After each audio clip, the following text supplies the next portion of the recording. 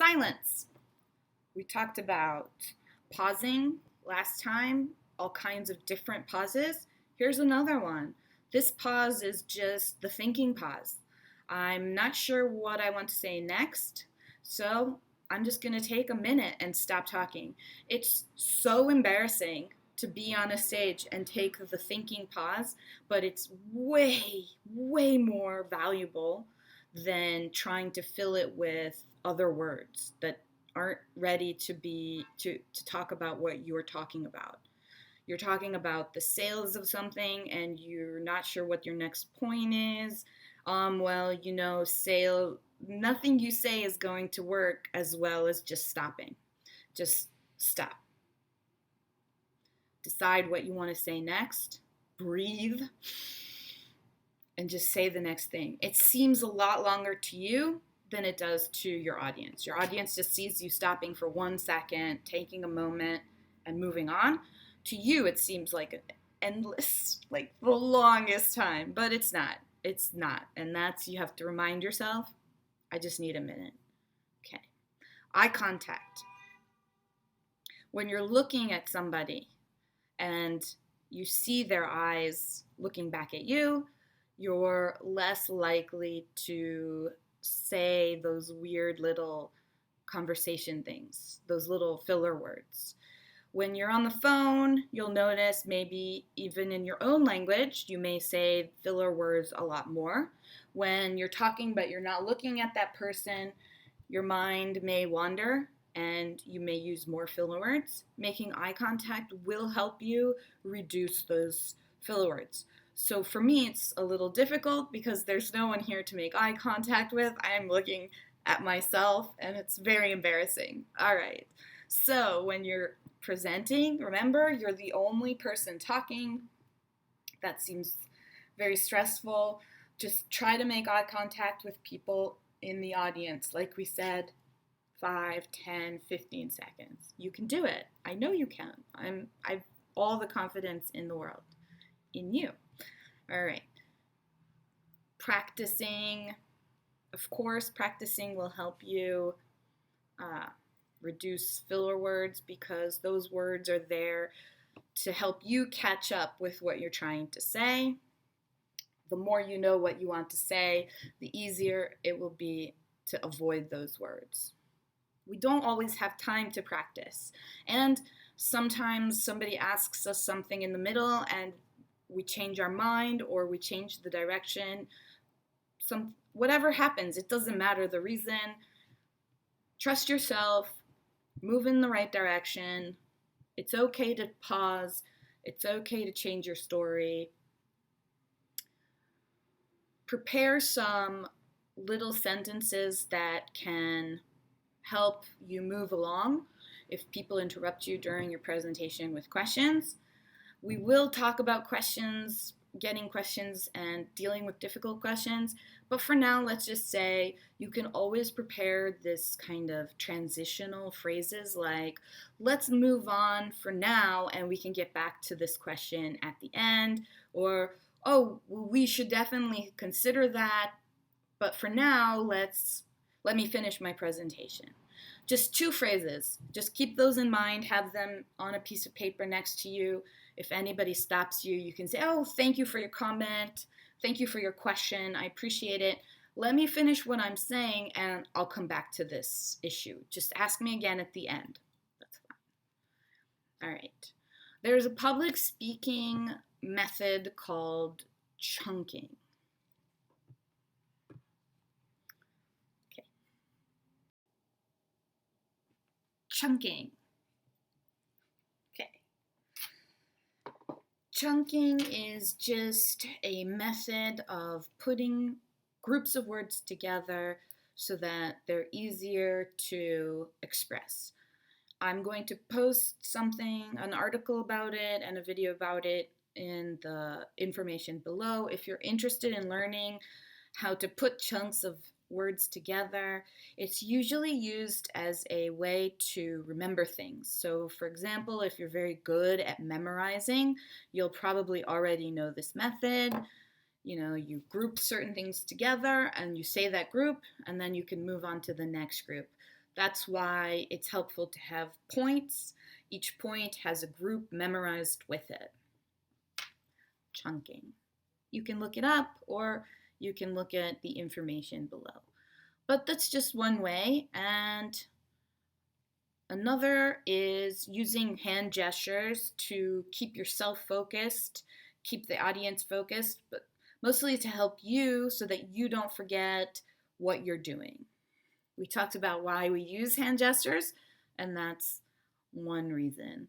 Another piece of advice I've heard is speaking loudly. When you're trying to speak loudly, you're more likely to speak slower, and that means you're going to have enough time to think, and that means you're going to use fewer filler words. Okay?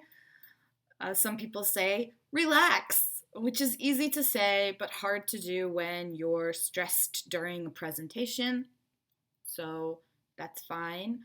Shorter sentences, also helpful advice. Instead of making very long sentences that are hard to remember, what was the beginning, where's the end going, those kinds of sentences, the long ones, tend to lose the idea, and then you start using filler words trying to remember what was I trying to say. So an easy fix is to use shorter sentences. All right.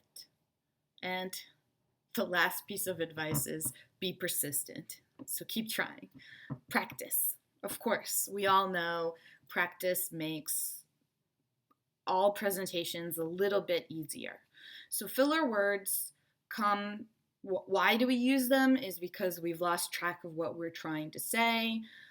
The best way to get rid of them is to practice, slow down, change those words with other words.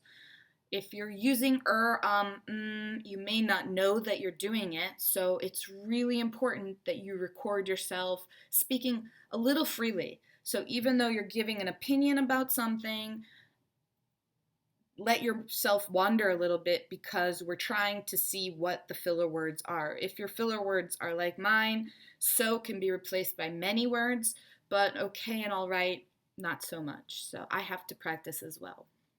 Hey, I'm as I do these, I think I improve. I hope I improve. I'm pretty sure I improve. All right. Today, one of the challenges I would like to give you for practicing to see how many filler words you use is try to imagine the last time you talked to a tourist. Now, the tourist doesn't necessarily have to be someone from another country. They could just be someone from out of town. When people come from Seoul to Busan to visit, they all say, hey, where's the best place to go? What's the best place to do? What's the best thing to do? Sorry. So I want you to think about those situations. You're going to be talking to foreigners that could be in any country, anywhere in the world. If you follow my advice and you're using an app like HelloTalk or Language Exchange or whatever, and they're going to be asking you, well, if I come to your city, what should I be doing? What should I be looking? Before you make your presentation, I want you to do two things. One is I want you to make a presentation with just whatever you can come up with at the moment. So sit down, record 2 minutes, 3 minutes, doesn't have to be long. Just if somebody asked you right now, hey, what should I do in your town? What should I do in your city? Where's the best place to eat? What's the most fun thing to do? Activity? What comes immediately to mind? So one short part, just immediately come to mind. The second part, I want you to actually go online and in your own language, search what are fun things to do in your city. When you make the second presentation, try to add a little bit, not just say, oh, online it says you should do A, B, and C, but think about it differently. Think about that information like, online it says you should go to this restaurant. I haven't been to that restaurant, but I've been to a similar restaurant, and I think this restaurant is the best. But internet, the hot new thing is, so in Busan, here in Busan, the fish market is really old, and they have this weird thing where you, on the first floor, you go and you look at all the fish and you pick the fish you want to eat. Like you pick him, you say, I'm gonna eat this guy. And the I don't want to say butcher, he's not a butcher, the fishmonger, he or she takes that exact fish you pointed to and they kill them right there. Meanwhile, you go to a place across the street and you sit at this restaurant and the fish guy comes and he brings you sashimi, which is raw fish, not cooked, raw fish cut a certain way, no rice. That's with rice, it's called sushi. No rice, sashimi, and you can just eat that fish you just saw there. Now, for Koreans in Korea, that's great. That shows to them, wow, this is fresh. That's perfect. It's exactly what they want.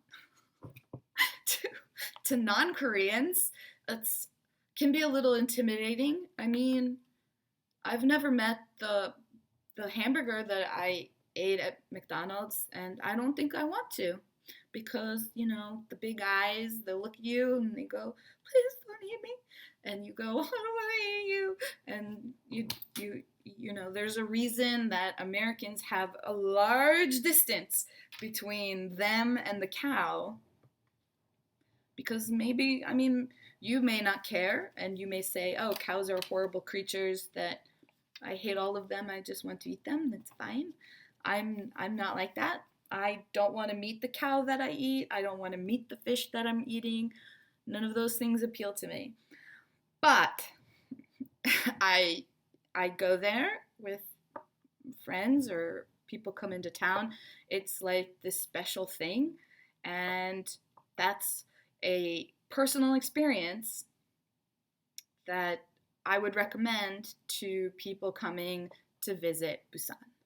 Going to the traditional fish market, picking the fish. You can also just ask them to pick it, that's fine, and eating sashimi. You can drink the traditional soju, and you know, some people like to mix the beer and the soju together. Delicious, and eat sashimi, it's great. So that's a very interesting and strange experience that a foreigner or someone visiting Busan might enjoy. Okay, so as you can see, the experience was added to by my personal experience. That's what I mean by think about what people are recommended, what's recommended online, and think about a personal experience and try to explain that in a video.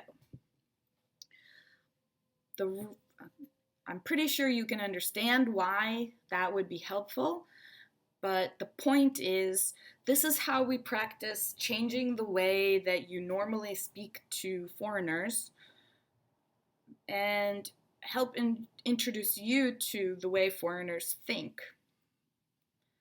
Yes, you can just copy and paste what it says to do, as it recommends to do online, and you could send that information. That can be helpful, but it's when I'm talking to my friends, when I'm talking to somebody I'm interested in our relationship, the more intimate, meaning I actually went and I did it and here's my experience, that's more interesting to me than the internet said it was cool. Just think about it. I mean, maybe you disagree and that's fine. It's really up to you. That's just my suggestion. That's just what I noticed my students were not likely to do. Okay, so you have a way to practice not doing filler words, and let's see how you do. So you have to try. Okay, try making the 2 videos. Short, nothing long. Try making 2 videos. Make all the mistakes you need, because we want to hear how many filler words you're using. We want to know what those filler words are so that we can improve. And then we'll keep going. All right, guys, have a great day. Bye.